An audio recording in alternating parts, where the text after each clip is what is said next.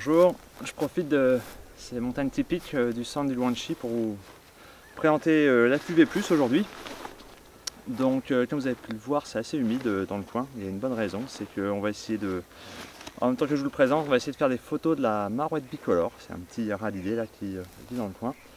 Et voilà, donc c'est pas encore ici, on n'y est pas encore, c'est un peu derrière, mais je voulais pas trop déranger sur le site. Et voilà, alors pourquoi Tragopan V+? Simplement, chez plus grand que notre modèle historique. On avait pas mal de personnes qui nous demandaient d'avoir un affût un petit peu plus spacieux, soit pour des raisons d'âge où c'est plus difficile de se contorsionner, soit pour avoir un peu plus de confort quand on veut vraiment rester plus longtemps dedans, être plus confortablement assis.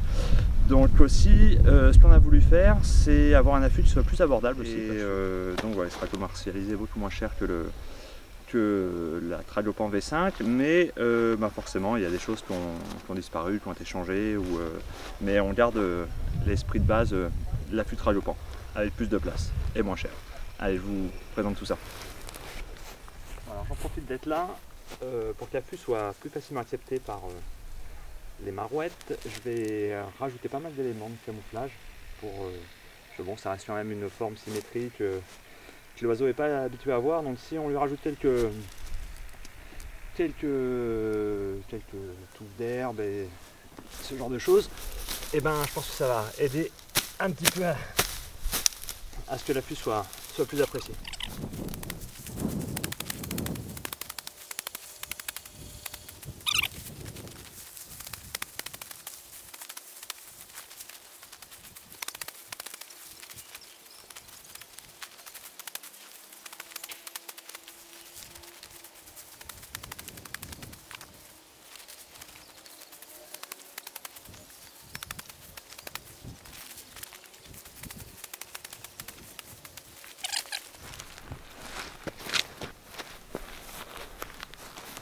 Voilà, je suis sur le site. En fait, j'ai fait des repérages il y a 2 soirs. Je me suis assis un peu plus loin et puis j'ai regardé ce qui sortait. Donc j'ai entendu les marouettes qui chantaient juste derrière, mais vraiment 20-30 mètres derrière. Elles ne sont pas sorties ce soir-là, mais je pense que c'est mieux de venir vraiment très tôt le matin. Je vais venir à la nuit même pour rentrer quand il fait encore sombre dans l'affût pour que les oiseaux ne me voient pas et puis attendre que le jour se lève. Donc là, je vais installer l'affût. Donc je ne vais pas vous donner trop de temps.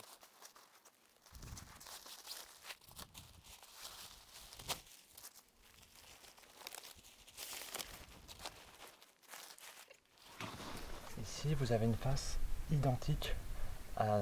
C'est la face vraiment Tragopan, avec le passage trépied avec les 4 fermetures éclairs qui permettent de faire les prises de vue au ras du sol ou avec une lunette.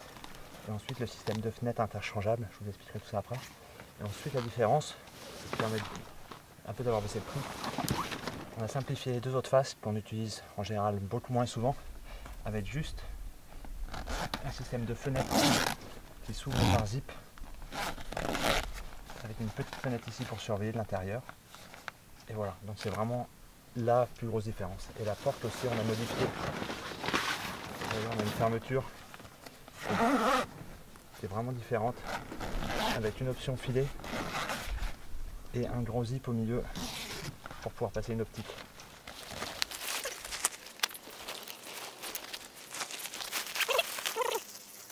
Donc l'affût livré avec 8 sardines et 4 haubans. Vous avez des fixations sur les haubans, ici, de chaque côté. C'est vraiment si ça souffle.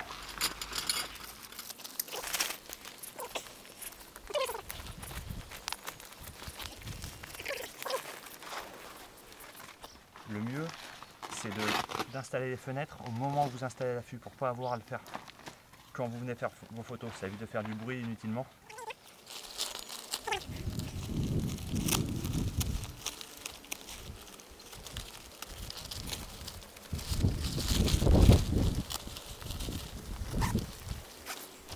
Je vais mettre les barres de toit. Ça sera plus confort.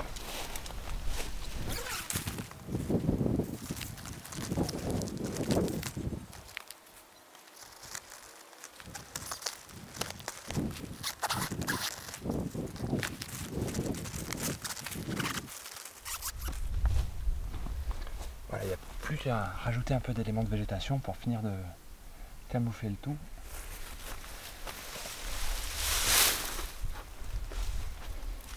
Là vous avez des petits liens, ça permet d'accrocher les branches. Donc ce qu'on va faire, c'est on va trouver 2-3 belles branches, ça permet de fixer un peu le tout.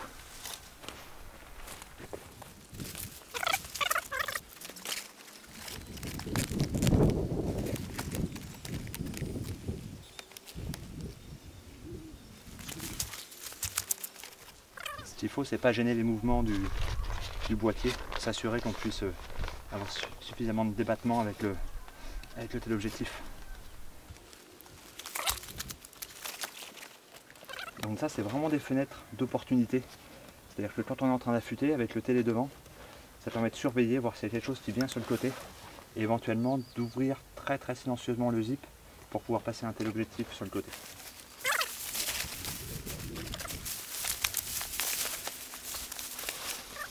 Comme je vous ai dit, plus on en met, mieux c'est.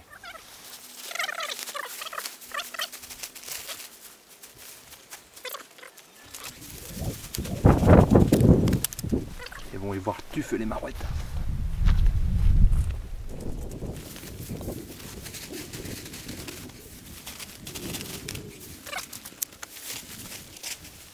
Faut pas hésiter à être imaginatif.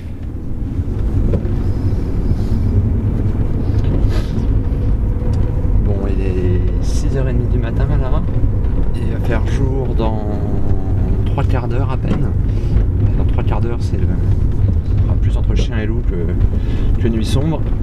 Donc faut pas que je traîne de trop.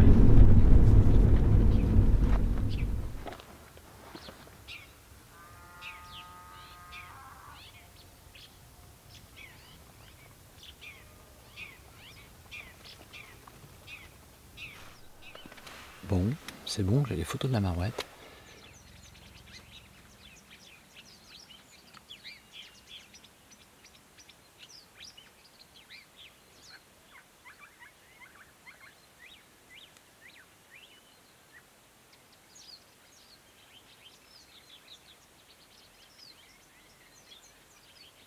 Puis voilà, donc maintenant je vais vous montrer un petit peu l'intérieur de l'affût. Vous voyez au niveau de la tête là, il y a quand même pas mal d'espace.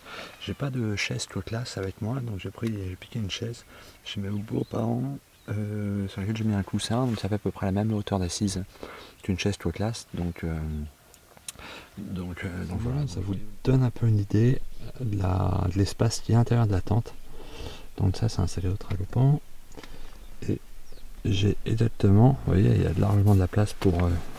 moi je fais 1m83, donc si j'avais pas le trépied là qui me gêne, je pourrais étendre mes jambes sans problème de chaque côté. Allez hop, je vais pas le faire là. Et ensuite, voilà, de l'autre côté j'ai encore le même espace. Le coussin n'est pas livré. C'est les chaises en bois du Luanchi au bout de 3-4 heures. C'est pas facile. Donc là, il y a la jambe du trépied qui part juste dehors. Donc vous voyez, il y a encore un zip au-dessus là qu'on peut ouvrir. Donc si on l'ouvre, ça permet de faire une ouverture pour pouvoir utiliser une lunette avec une visée à 45 degrés notamment. Et ensuite vous avez un autre zip au sol ici qui permet de faire une ouverture au ras du sol pour faire des photos au ras du sol juste là. Voilà, donc après vous avez les zips là qui permettent d'ajuster le passage trépied. Donc ici j'ai mis un manchon occultant, on le verra mieux de dehors, et par dessus j'ai rajouté le petit rectangle qui vient combler l'espace vide qui s'ouvre en fait. Bon là j'ai ouvert un peu plus grand qu'il l'était tout à l'heure, mais ça vous permet de créer une fenêtre de visualisation pour voir ce qui se passe dehors. Voilà, toc. Donc de chaque côté vous avez des petites fenêtres avec un volet occultant et un volet filet. Bon là je ne les ai pas utilisés parce que j'avais mis pas mal de camouflage, mais ça, voilà, il y a un petit passant au-dessus qui permet de les bloquer pour que ça reste ouvert, et puis en dessous un petit passant qui permet de les bloquer pour que ça reste fermé. Et quand il pleut, ce que je vous conseille, c'est de les mettre dehors, comme ça vous n'avez pas d'eau qui rentre à l'intérieur de l'affût. Je vais revenir à le faire là, mais voilà, comme ça. Comme ça évite que l'eau ruisselle à l'intérieur et reste dehors. Donc ensuite, ce qu'on a voulu faire ici, on a voulu créer une grande fenêtre filet pour les gens qui font du mammifère notamment. Et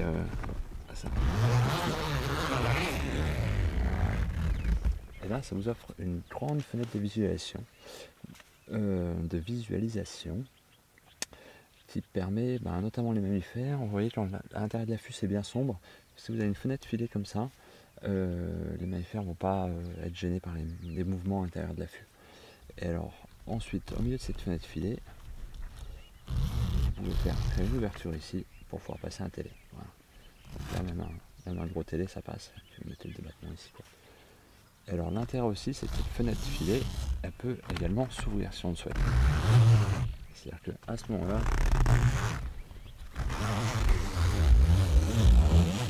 vous vous retrouvez avec une grande fenêtre sans filet en étant bien à l'intérieur, ou juste avec un filet de camouflage, à la limite ça peut faire l'affaire. Alors j'en profite d'être à l'intérieur aussi pour vous montrer comment s'installent les barres de toit. Les barres de toit, elles viennent dans le petit morceau de sangle qui est cousu ici, et il faut la passer au préalable dans ce petit passant en fait. Donc il y en a de chaque côté, et ça permet de gagner à peu près une quinzaine, vingtaine de centimètres à l'intérieur de l'affût en hauteur.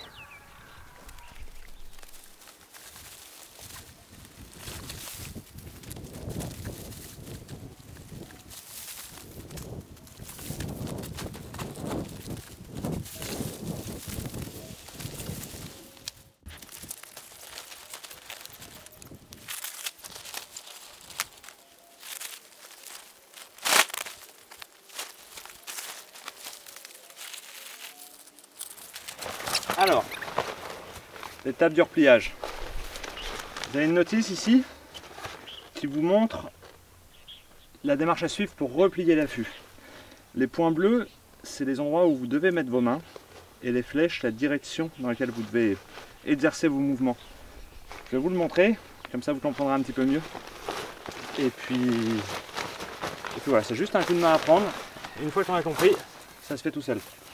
Alors mieux c'est de fermer la porte avant.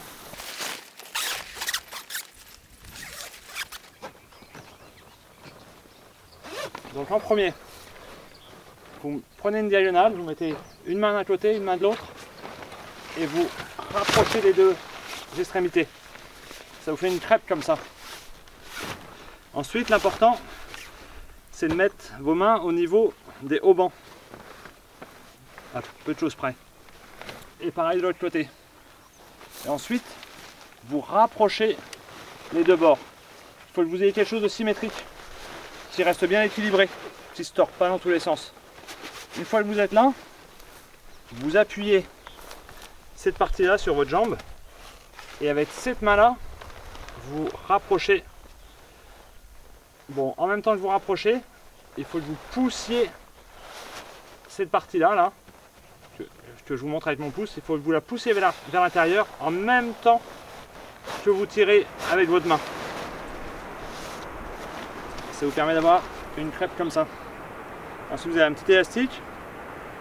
Vous le mettez autour. C'est pour éviter que l'affût s'ouvre de manière intempestive. Voilà. Et une fois que vous en êtes là, il n'y a plus de souci. Après, le mieux, c'est de le mettre comme ça entre les jambes.